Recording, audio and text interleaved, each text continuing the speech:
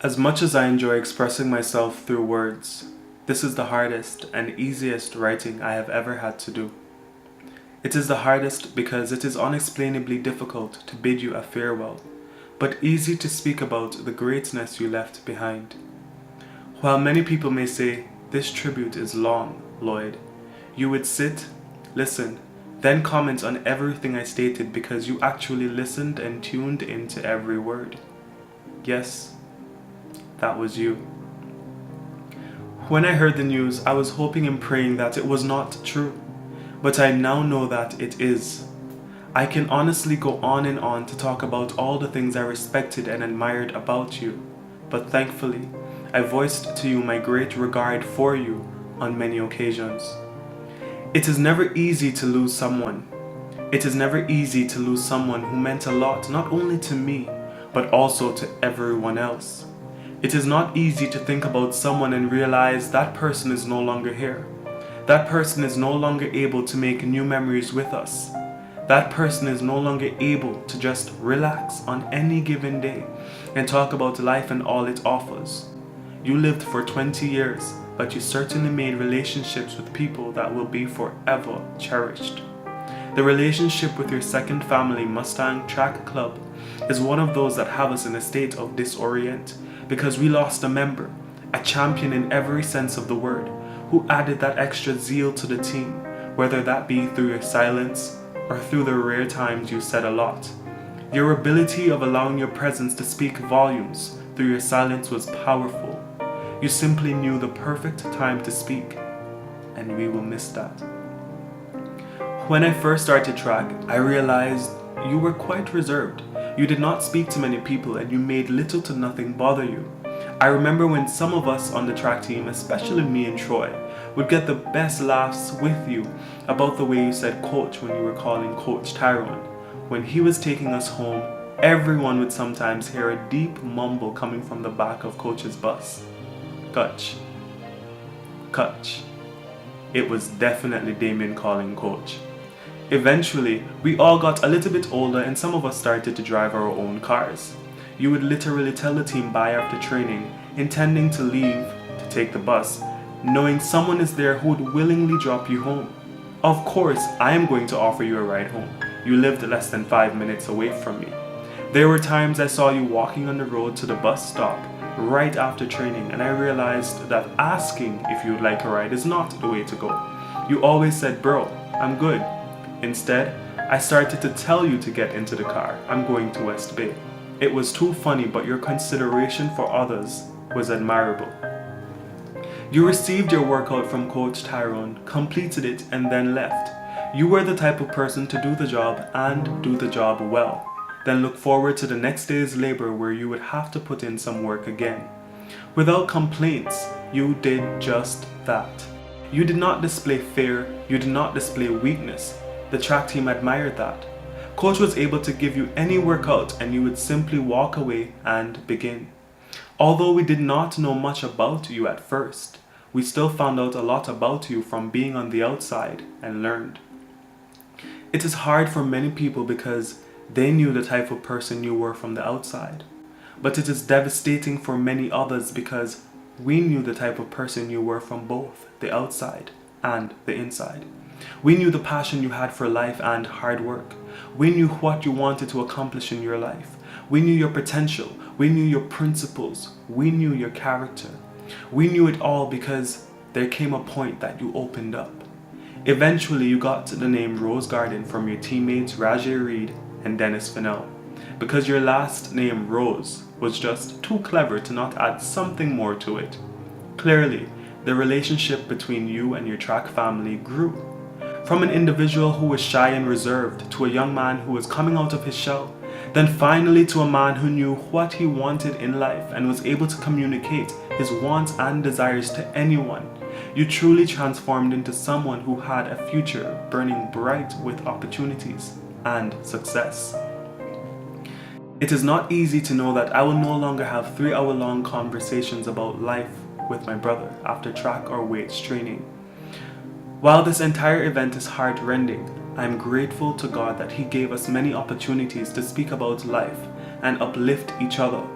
opportunities that we used wisely. I can vividly remember some of the first times I dropped you home after training. You would be out of the car within 1 minute. From our little conversations on the way to your house, it was evident that you had a lot to say. When you mentioned certain issues or general topics, I would quickly give my input and ask for yours as well. The fact of the matter is, I did not know for how long you would speak, so I had to embrace it while you did. I felt truly accomplished when I got you to realize that yes, you can speak to me. Whenever you spoke in detail about a topic, I wanted you to speak for just 1 more minute, then another minute. I wanted you to simply be open and realize that with whatever topic we speak on, you will get my input, you will get my support. Eventually, we got to a point where we were there for each other. We were like brothers. We chilled and spoke like brothers. I sang education into your head and you did not mind. You embraced it. Thinking back at the times you came to me and asked for my advice and tips on doing well in school, it resonates with me because there are not many young men in our world today who are quite like you. Respectful, respected, driven, ambitious, and level-headed. I will never forget the day you literally asked me to be there for you. While many persons hold on to pride and refuse to ask for help, you did the opposite. You told me about the courses you were taking at the time and that you would contact me so that I could give you tips to improve. Bro, losing you is even harder because I saw how much you respected me. I can think back at how much you trusted and believed in me. Although you came to me for advice on anything, you still made sure you supported me. There was a time I was waiting for responses on scholarships and you encouraged me and made sure I did not lose hope and faith. You believed in me, even when I was not sure about how much I believed in myself. I thank God for August 25th, the last day I saw you. We spoke about everything under the sun, even track that was about to begin in a couple of weeks. God showed His greatness to me once again. He did not have to let me see you by chance that Sunday. Although I had somewhere to go that night, we spoke out the entire night.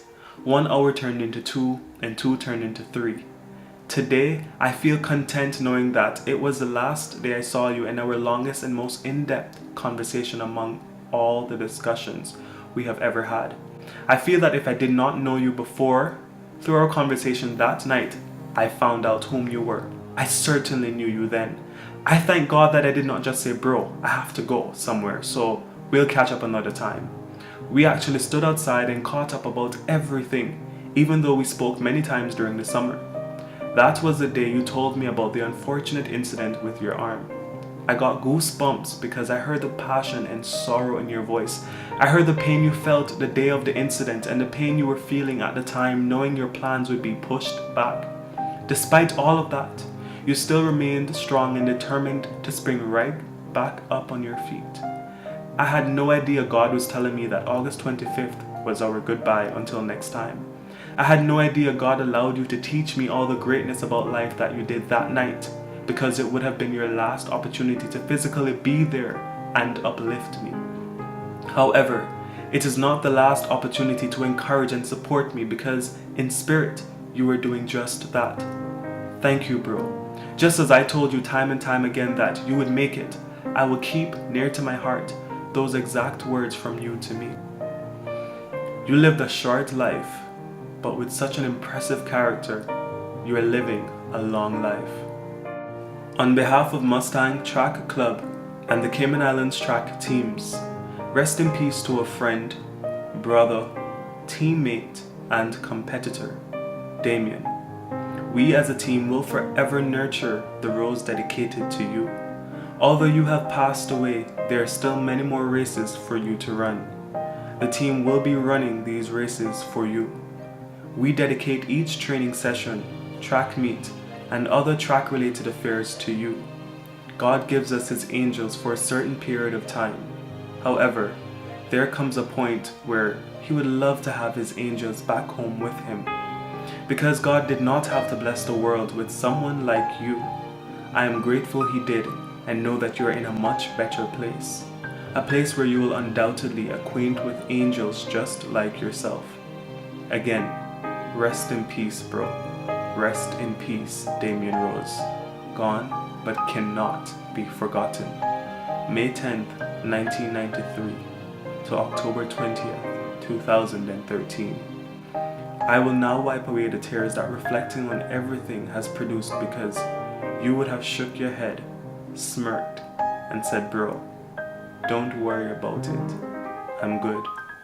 Trust me. Damion, we love you and we miss you.